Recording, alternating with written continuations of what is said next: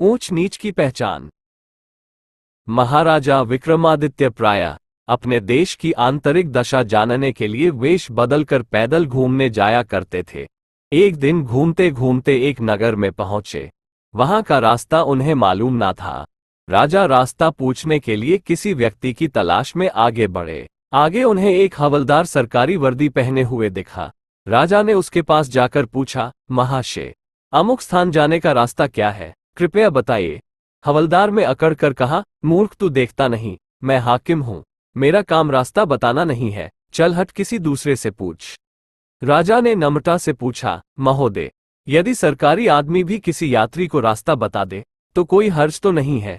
खैर मैं किसी दूसरे से पूछ लूंगा, पर इतना तो बता दीजिए कि आप किस पद पर काम करते हैं। हवलदार ने भौहें चढ़ाते हुए कहा, अंधा है, मेरी वर्दी को देखकर पहचानता नहीं कि मैं कौन हूं। राजा ने कहा, शायद आप पुलिस के सिपाही हैं। उसने कहा, नहीं, उससे ऊंचा। तब क्या नायक हैं? नहीं, उससे भी ऊंचा। अच्छा तो आप हवलदार हैं।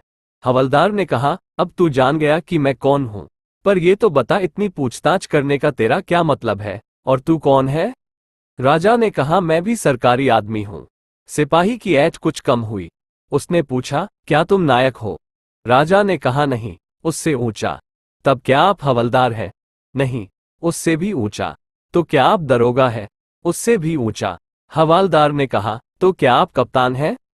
राजा ने कहा, नहीं, उससे भी ऊंचा। सूबेदार जी है? नहीं, उससे भी ऊंचा। अब तो हवलदार घबराने लगा। उसने पूछा, तब आप मंत्री जी हैं? राजा ने कहा, भाई, बस एक सीढ़ी और बाकी रह गई है।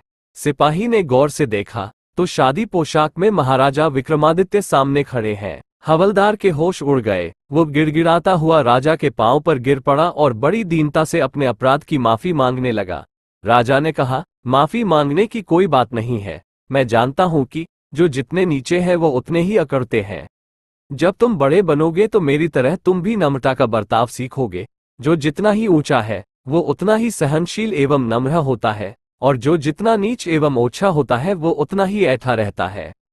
इसीलिए कहा गया है, दोस्तों, विद्या विवादाय धनम मदाय शक्ति परेशान परिपीर्णाय खलस्य साधोर विपरीत में तत् ज्ञानय दानाय च रक्षणाय।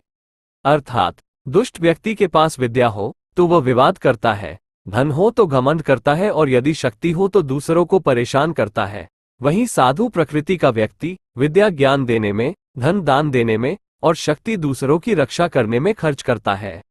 Thank you. और अगर आप इस चैनल में नए हैं तो चैनल को लाइक, शेयर एंड सब्सक्राइब जरूर कर दें, ताकि जब भी मैं इस तरह का नए वीडियो अपलोड करूं तो सबसे पहले आपको इसका नोटिफिकेशन मिले और आप भरपूर आनंद उठा सकें।